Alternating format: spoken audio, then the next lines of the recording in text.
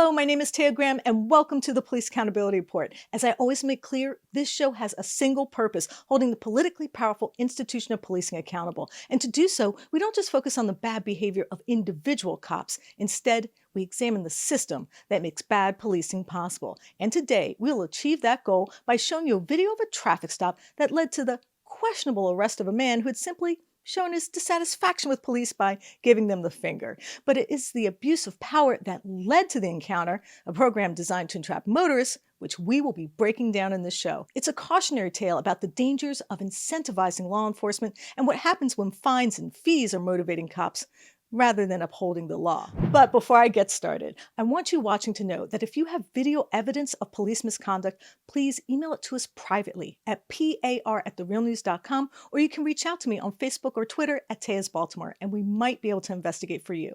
And please like, share, and comment on our videos. It helps us get the word out, and it can even help our guests. You know I read your comments and appreciate them. You see the little hearts I give out down there, and I've even started doing a comment of the week to show you just how much I appreciate your thoughts and to show what a great community we have. And we do have a Patreon called Accountability Reports, so if you feel inspired to donate, please do. We don't run ads or take corporate dollars, so anything you can spare is really appreciated. And we always make sure to thank our patrons like Shane B., David K., John Rowe, Lucita Garcia, or Lucy P. Okay, now we've gotten that out of the way. Now, one of the biggest problems with law enforcement in our country has nothing to do with enforcing the law or even the shortage of officers. No, what often makes American law enforcement so fraught is that it is structured around a word that seems far afield from investigating crimes, namely profit. That's right, fees, fines, penalties, bail, you name it, it's an imperative to generate revenues that often prompt police to behave like bill collectors rather than public servants. And no arrest embodies the bad consequences of treating cops like government-sponsored ATM machines than the video I'm showing you now. It's a cautionary tale of what happens when the government turns to law enforcement for revenue and how that emphasis can often twist the law into a tool for financial oppression. The story starts in Caryville, Texas last year. There, Thomas Reeder was working as a delivery driver for DoorDash. The job was a lifeline to help him with a problem that had little to do with his willingness to work or his commitment to the job. Instead, his financial woes were completely the result of a government-conjured burden. That's because Thomas had been repetitively ticketed under a program called the Driver Responsibility Act. The policy incentivizes officers to write traffic tickets to fund highway construction and emergency rooms. The program has been controversial, as you will learn later, and it has been halted. But that was too little, too late for Thomas, because he was the recipient of numerous tickets from that program for minor traffic infractions. And because the program added fees and surcharges when drivers had trouble paying, Thomas was put in debt. And that debt was an ever-growing tab, with penalties that kept piling on top of the fines to the point where he owed, and I'm not kidding, $13,000. But Thomas wasn't alone. For example, in January 2018, 1.4 million Texans had suspended licenses for not paying surcharges. And all of this boiled over for Mr. Reeder when Caryville police pulled him over last year. That's when, as I said, he was driving to make a delivery when police started to follow him. He had not committed a traffic infraction. No, they targeted him because that program limits your driving abilities when you can't pay. But Thomas, already frustrated with the constant harassment that he believes is tied to the incentives I mentioned before, exercised his constitutional right and gave the cops the finger. And that's when they pulled him over. Not initially for a traffic violation, but because the officer said the bird drew their attention. And they used his license restricted from the debt as an excuse to further investigate him. Let's watch. Your driver's license. No, yes, sir. Anything like that. Okay, go ahead, turn around for me. For what? Go ahead. Sorry, get your phone out. You pulled me over for no reason, man. No, sir. Yeah, you can't do this. I know you not to have an eligible driver's license. I just have a little driver's license. You want to get it out? Now, you'll also notice that the officer immediately accused him of driving without a proper license. And this turned out not to be true, but that didn't stop them from slipping handcuffs on him. Let's watch. You pulled me over for no reason, man. No, sir. Yeah, you can't do this. I know you not to have an eligible driver's license. I do have a little driver's license. You want to get it out? Yeah, that's why You I guys asked are you for. making a huge mistake. That's why I asked you for your driver's license. You're making a huge mistake right now. Here, step right over here real quick. Record, Sawyer. She's fine. She can record. Don't make it. You're retaliating because I gave him the fucking finger. You can't do this. Just stand right here real quick. Man, you're breaking every fucking law, man. You're a piece of shit, dude. Y'all can't do this. 44, You're violating my rights. My license is valid. I have an occupational license. Okay. We are door dashing. Why am I fucking handcuffed? I just want to confirm No, you're that. telling me in a second you have no fucking 14486640 14486640. Okay. Yeah. Why do you think you got the finger? Do you have your occupation? Do you have your occupational paperwork with you? It's right there. No, I don't. We're door dashing right now, and you can see what we're door dashing. Now, almost immediately, Mr. Reeder pushes back on the officer's assertions that he should not be driving and using, let's say, colorful language. He did indeed have restrictions on his license due to the Driver Responsibility Act, but none of those restrictions precluded him from earning a living. Still, the police persisted. Okay, but do you have your paperwork with you? I don't know where my paperwork is. Okay, in the car. you have to have that paperwork with you. No, I have an occupational driver's license. Sir, you have to have paperwork. Y'all retaliating. You can do whatever you want. Have the paperwork. No, I have to. I don't have to. I have it on my phone. I have it on my phone. I have it electronically on my phone. I already talked to the judge and said it was okay. As you can see, the police were simply uninterested in hearing his side of the story, no matter how caustically he shared it. In fact, they kept insisting he was driving illegally. Take a listen. So you're okay teaching your daughter to Hell yeah, because her grandfather's a retired Why don't you do police yourself officer. a favor, just be quiet, okay, until we get this I don't have done. to be quiet. Do you have that? It's going to make it worse on yourself. I'm not making anything worse for myself. You know, freedom of speech, buddy. You can't tell me to be quiet. You don't know me. You cannot tell me to be quiet. It's still like active. I'm still talking. What are you going to do? Just ask me to be quiet. And I refuse. I comply. You have every right to refuse. Yeah, because you can't tell me to be quiet. You can't tell me what to do. I think I I don't can have get it to to where do it. like you can see how much Man, like y'all hours. crooked, dude. Yeah, that's Y'all not how that messed works. up. Okay. My license wasn't suspended. Y'all keep harassing me, dude. 1 hour. Still, even after Mr. Reeder showed the officer from his phone that he did indeed have the proper license to drive his car to earn a living, but these cops would not relent, and they still gave him a ticket. That's right, a man who for years had suffered with $13,000 in debt from surcharges was now just trying to eke out a living, and he was hammered with another $210 ticket. Just look. Did you get him recorded saying I gave him the finger until they pulled me over? No, sir. I actually pulled you over because you failed to signal into this parking lot. Also, I need your driver's license. Signal, Sawyer.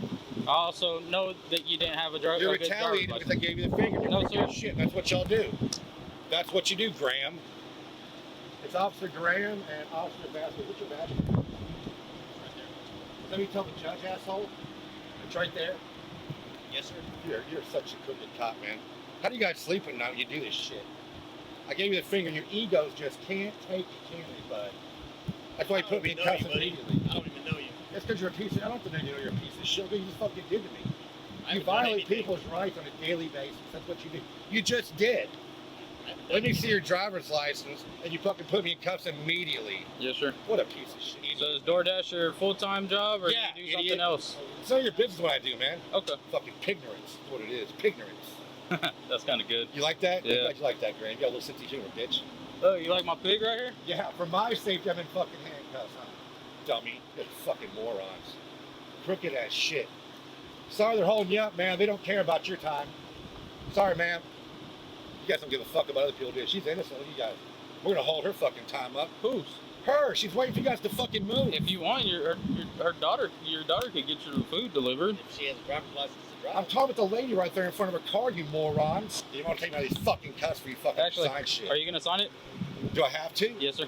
Then I'll fucking sign it, Okay. prick. And as a result, Mr. Reeder, now saddled with yet another fine after struggling with those fines and surcharges for years, decided to share his displeasure with the officers. Yes, he did use colorful language, and yes, the cops listened, but in the end, they just added more to his financial woes, which is perhaps why he expressed his displeasure, even as the officers decided not to take him to jail. Take a look. Hey, you know why I'm here? Because I prepaid for my fucking electricity, and I'm negative $3. I thought you were here to So I drop gotta- off food. I'm paying electricity too. We're on our way from fucking DoorDash right there, and I gotta pay my electric bill. You want to give me another fucking ticket? So asshole? then you're not here for We purposes just of your DoorDashed DoorDash. that apartment. So while I'm by K-Pub, I gotta pay my electricity. So Tell the judge that. Tell the judge again, that. you're in violation We of are your. still DoorDashing. We're still active, but you pulled me over. How My do phone is still DoorDashing right now. Okay, but you're So I not can still delivering be any working. food, right? I can still be working. This is a hot Okay. spot too. Nice try. Is it this? Yeah. Look at you guys trying to hem somebody up. Man, fuck y'all, man. All y'all care about It's is the putting someone words in that are cage. coming out of your mouth that are getting you. No, they're not. They're not against the law. It's called freedom of speech. One thing you don't know, Vasquez, is the law. And your law enforcement, so that's a joke. You should study law. Where did you get your degree? don't have to have a degree no more than your ass. Did you get your degree too? At law. Where? Exactly. Don't know where, do you? Now, we have been investigating this program and its burdensome use of fines and the impact it's had on people like Mr. Reader. In fact, we will be speaking to him soon about what else was going on behind the scenes when those officers pulled him over. But first, I'm going to talk to my reporting partner, Janis, who has been investigating the Texas ticket machine and why it was able to saddle motorists with insurmountable debt. Stephen, thank you so much for joining us. Hey, thanks for having me. I appreciate it. So, Stephen, you've been looking into this program. What have you learned? What happened? And why did the governor finally discontinue it? Well, basically what happened is it was totally out of control. It became sort of a vicious cycle for drivers in Texas where almost 1.4 million drivers or 1.5 million drivers had lost their license because what happened is that you didn't just have to pay the ticket. You had to have a fee on top of that ticket if you had too many tickets in a certain period of time.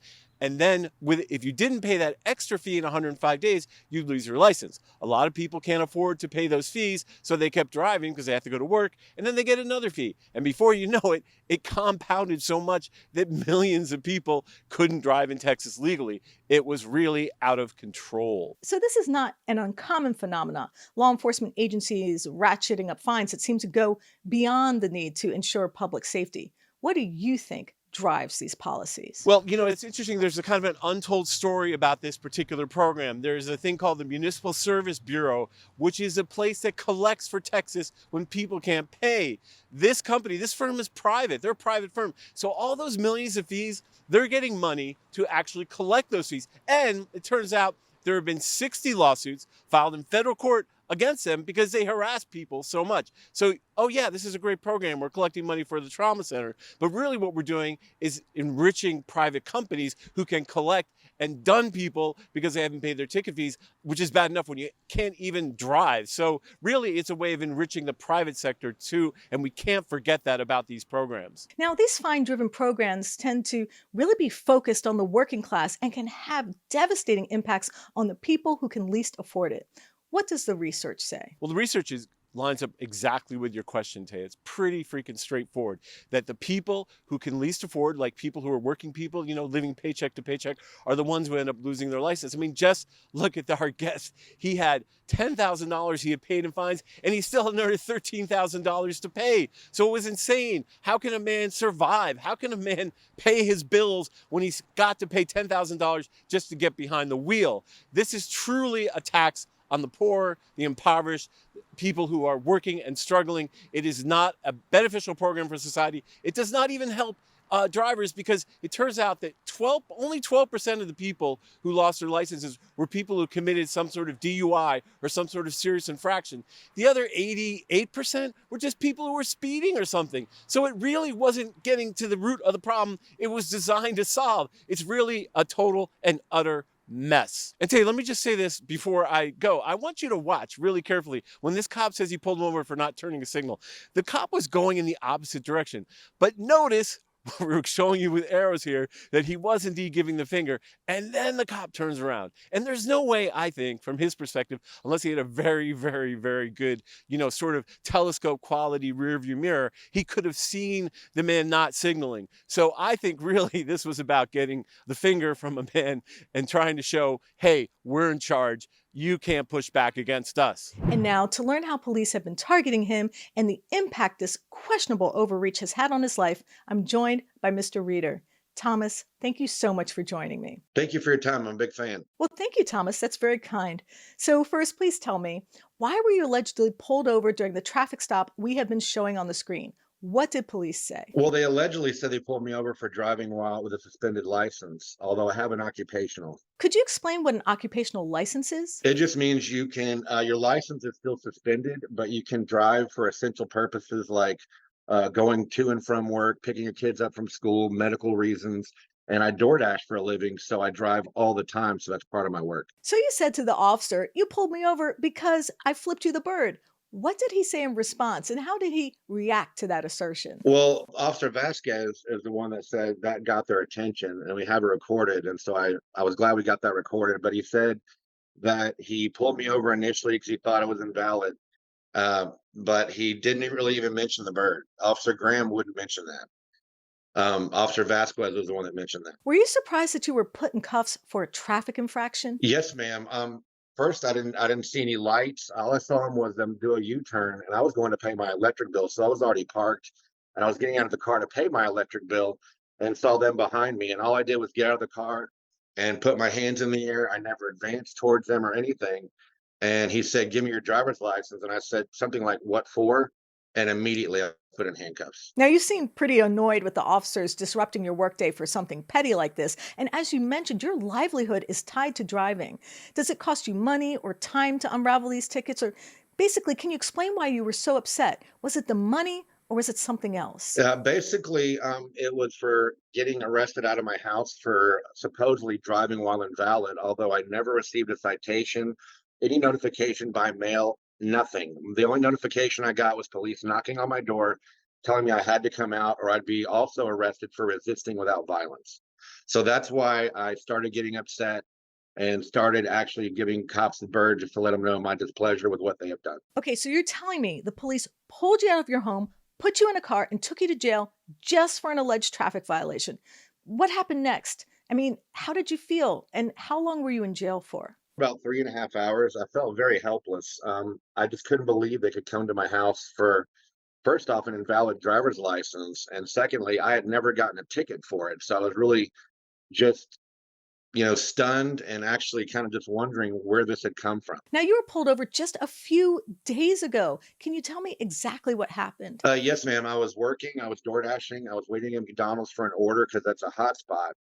And a police officer was across the street getting gas. And instead of her leaving, she pulled a U-turn and faced me across the street. I thought nothing of it. And ironically enough, I got a Burger King order where she was parked and went to get my order. And when I pulled out, I wanted to thank her for an officer that had done me a favor. And she immediately tried to initiate a traffic stop saying I was driving while suspended. That just seems like overkill to me. She said there was no infraction. She said she just ran my tags because that's what she does. There was no infraction except for I was operating a motor vehicle on a public roadway while suspended. Although occupational does come up when she calls dispatch. This really shows me that once you're pulled into the system still keeps pulling you back in and taking money and time. Yeah, we don't really live in town anymore. We had to move like 7 miles out into the country because I don't want to even live in Kerrville anymore. And I did also find out while I was pulled over, I was arrested out of my house for an invalid driver's license. I later found out it was because an officer had pulled me over like 2 months prior for a headlight out, although my headlight was not out. And we got it on video, and that's when he said I was suspended. And my daughter was in the car, and I was like, "I'm not suspended." He goes, "Yeah, you are. You had a failure to appear today." I was like, "No, I didn't. I called and have it reset. I have the email right here." He would not look at it, but he insisted I was suspended. Didn't give me a ticket for it. Just gave me a ticket for the failure to change my address, of all things, because my headlight was working. And he was the one, because at the end he goes, I'm gonna give you a break this time. I was like, "Oh my God, can I lick your boots, please? Please let me lick those boots." And my daughter has it on video, and he was very offended then. So after he let me go, he went to the county attorney and had her put in a warrant for my arrest for driving. So it does seem that these officers were offended by the way you expressed your First Amendment rights. So something I have to ask you is, are you at all concerned that talking to me will make things more difficult for you and your relationship with local police? Not at all.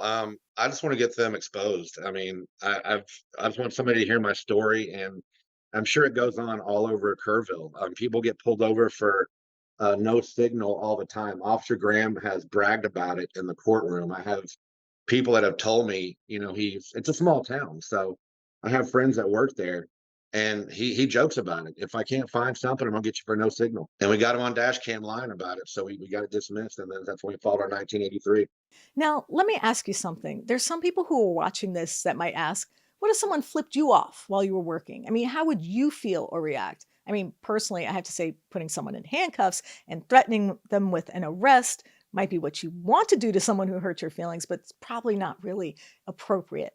How do you respond to someone who says, how would you feel if the role was reversed? Well, if I was just in my normal capacity door dashing, that would probably get the bird right back. But if I'm a public servant, I'd be expected to have a standard professionalism that these guys need to have, and they didn't have it.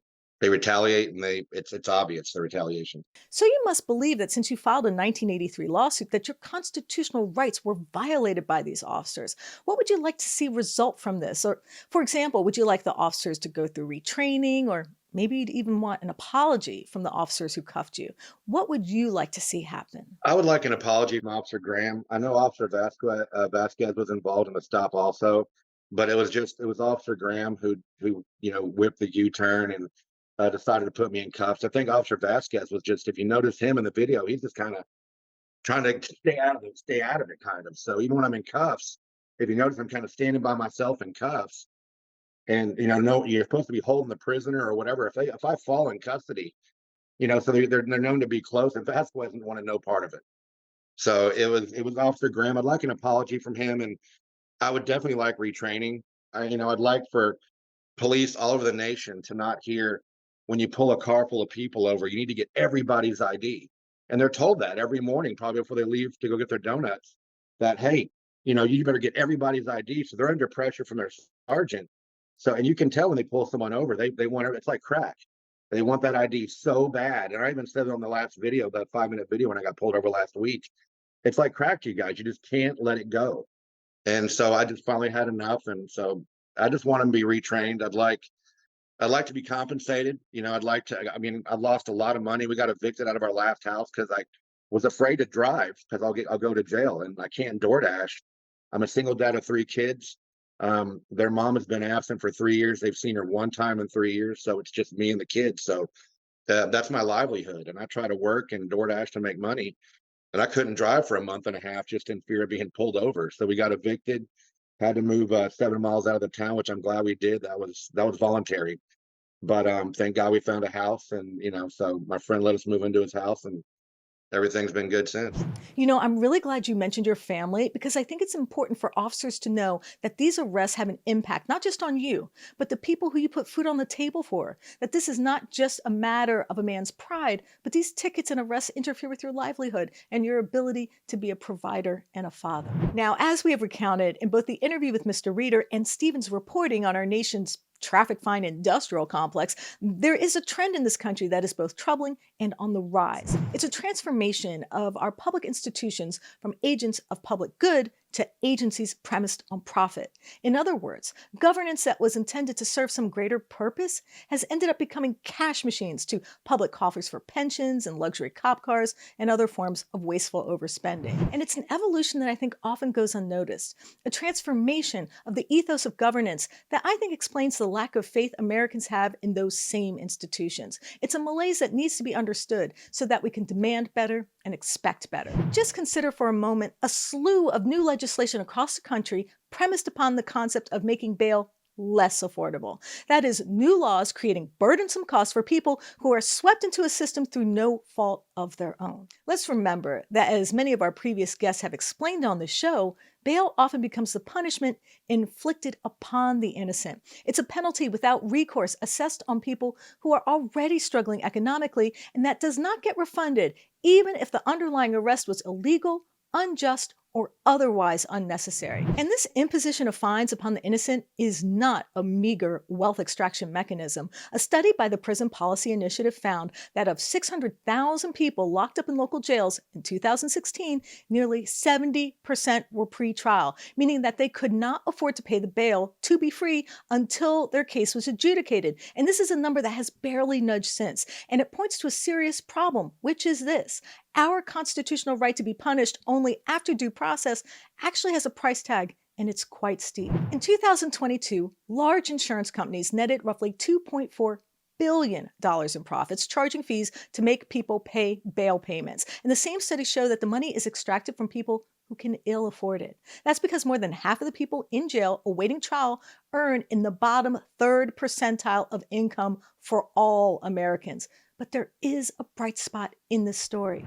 Across the country, community activists have acted collectively to help people overcome the onerous bail imposed by the government. Grassroots organizers who are trying to fight the corporate takeover of our justice system. Known as bail funds, the groups raise money to assist people who cannot make bail without assistance. They have sprung up across the country specifically to help protesters who are subject to arrest by police for exercising their constitutional rights and often find themselves subject to excessive bail, all designed to infringe upon their ability to dissent. We actually spoke to one of the most active funds in the country when we traveled to Atlanta to cover the ongoing protests over the construction of Cop City. Cop City, of course, is the $90 million plan funded by Fortune 500 companies to tear down an old-growth forest just outside Atlanta to construct a veritable coptopia. The facility is planned to have a fake city to practice military-style training, classrooms, a club, an auditorium, and even on-site housing for law enforcement, which is ironic in a city that is in the midst of an affordable housing crisis it has not been able to solve. Still, the protesters have continued to fight against the project, and law enforcement has effectively criminalized their efforts as a result, charging people with RICO and domestic terrorism. To fight back, the Atlanta Solidarity Fund has sought to help those who find themselves charged. In fact, we spoke to one of the key people involved in their efforts, Marlon Kotz, and he explained to us how they were using grassroots organizing to help activists overcome the system which wants to silence them. They're clear. What they're trying to do is very clearly establish a precedent which says that based on your political convictions and your beliefs, you could be considered a member of a criminal organization and charged for crimes which you had nothing to do with, aside from agreeing with the politics of a movement. But several months after this interview, the Georgia Bureau of Investigation arrested Marlon and two other people who had run the fund. They were charged, and wait for it, for using funds raised through an umbrella group dedicated to stopping Cop City to pay for bail for jailed activists. The total sum in question? $5,000. That's right, $5,000 to stop a $90 million corporate-funded training center to school police on how to use military-style tactics against civilians. I'm not kidding, but it's actually getting worse, much worse. Because the efforts by the small band of Atlanta activists to fight the system armed with guns and badges and hundreds of millions of dollars has apparently warranted even more action. The state government has stepped in too. Legislators who are pushing to put an even steeper price tag on our constitutional rights that would pretty much make them an a la carte selection from an extremely expensive fascist-run restaurant. That's because the state Senate, in its infinite wisdom, has decided to impose even more punitive obstacles to obtaining bail. It has made cash bail mandatory for a variety of crimes, including marijuana possession and unlawful assembly. Seriously. It will achieve these goals by making roughly 30 crimes eligible for no money bail. What that means is that people charged with these crimes will not be able to use a bail bondsman, which is already usury enough. Instead, they will have to put up cash only to be freed before their trial. So what that means is that if a judge set a $10,000 bail, you basically have to pay $10,000 cash up front. So what this legislation does is say, pay up or sit in a cell before you have your day in court. Isn't that the opposite of innocent until proven guilty? I mean, won't that force people to endure the punishment before being convicted of the crime? The bill would also impose limits on bail funds to make bail less burdensome. It would prohibit them from bailing out no more than 3 people a year, effectively ending the ability of these same funds to operate. And Georgia is not the only state trying to pass similar laws. Several other states, including Virginia, have bills that impose cash bail or severely limit the activity of bail funds. It's a countrywide effort that is gaining steam that will essentially put an increasingly expensive price tag on our basic right to petition the government. How many people will speak their mind and peaceably assemble and protest if they know it could cost them thousands, or that they could sit in jail for months before getting a trial? And that's what disturbs me the most about the series of efforts to prohibit protest, what it says about the true state of civil rights in our country that was founded upon them. It's a state-sponsored pushback that is both dangerous and offensive. Because, like I noted at the beginning of this rant, government officials, when faced with pushback from citizens like Mr. Reader and others, seem to turn to the same tool that allows them to diminish our rights without actually doing so directly. I mean, what I mean is that the powers that be have learned how to use a mechanism that makes the erosion of our ability to push back not only more difficult, but nearly impossible for anyone other than the wealthy. They are doing so by charging us to exercise our own rights. Basically, They want to make our rights prohibitively expensive. As I said before, they want to put a price tag on the rights enumerated in the Constitution that we simply cannot pay. They want to make being an American citizen as expensive as possible. An interesting idea in a country already accustomed to paying the highest prices for things like education and healthcare. So let's think of it as a civil rights toll system. Each time you try to exercise your right, you get charged. And just a note, they haven't yet come up with an easy pass system that allows you to glide through and pay later. No, these excise taxes are all paid up front. I mean, can we foresee a future envisioned by science fiction writer Philip K. Dick, where all U.S. citizens will have to sign a terms of service agreement to access their rights to the Constitution? A dystopian society where, like his character in Ubik, ends up having to pay to use a door or an appliance, and the door won't let him open it until he pays a fee. And when he refuses and tries to pry it open, the door threatens to sue him. I think it's a perfect metaphor for the world of fines, fees, bail, and other charges we are living in today. Is it really that far-fetched that this process of charging us to use our right only escalates, that politicians will continue to devise enough new levies that we will have to carry around a constitutional debit card that will be charged to us each time we show up to protest, seek a jury trial, or simply want to walk down a sidewalk and shout without interference from police?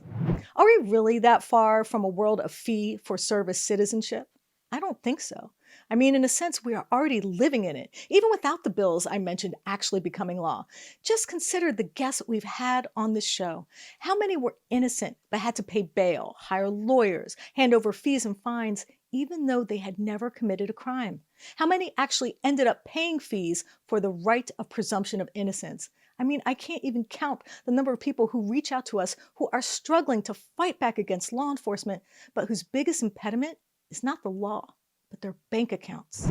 It's really a disturbing reality to contemplate. I mean, what is more ideally democratic than raising money to bail out people who've been wrongly incarcerated for protesting? What is less democratic than allowing the government to cage people for a fine? To me, it's just another way the government, no, our government, has devised a way to restrict our agency, a frightening, law-imposed cash app for our rights that allows them to dole them out but charge us for the privilege.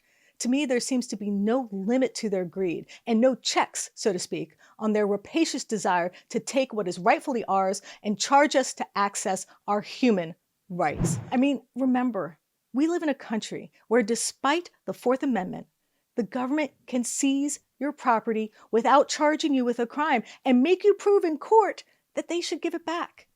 They can literally come onto your property, take your belongings, and make you pay for the honor to reclaim what's rightfully yours, known under the benign title civil asset forfeiture. So when we see a man yelling at the cops, we have to remember that his frustration is more than the result of just a ticket. It is the consequence of turning law enforcement into profit extraction. It is the result of allowing cops to act as debt collectors, allowing them to infringe upon our freedom, and then charge us if we want it back. It's like a pay-for-play democracy. The question is, how much are we willing to fork over before we finally say enough? I want to thank Thomas Reeder for coming forward and sharing his experience with us. Thank you, Thomas. And of course, I have to thank intrepid reporter Stephen Janis for his writing, research, and editing on this piece. Thank you, Stephen. Taya, thanks for having me. I appreciate it. And I want to thank friends and mods of the show, Noli D and Lacey R, for their support.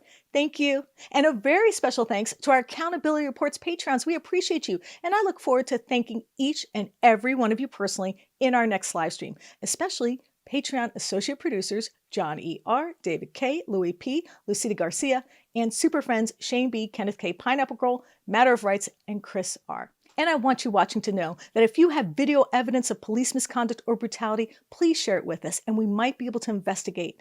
Please reach out to us. You can email us tips privately at par@therealnews.com and share your evidence of police misconduct. You can also message us at Police Accountability Report on Facebook or Instagram, or at Eyes on Police on Twitter. And of course, you can always message me directly at Tejas Baltimore on Twitter or Facebook. And please like and comment. I really do read your comments and appreciate them. And of course, we have the Patreon link pinned in the comments below for accountability reports. So if you feel inspired to donate, please do. We don't run ads or take corporate dollars, so anything you can spare is truly appreciated. My name is Taya Graham, and I'm your host of the Police Accountability Report. Please, be safe out there.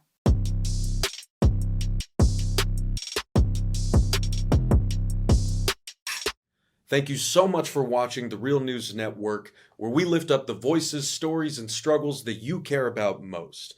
And we need your help to keep doing this work. So please, tap your screen now, subscribe, and donate to the Real News Network. Solidarity forever.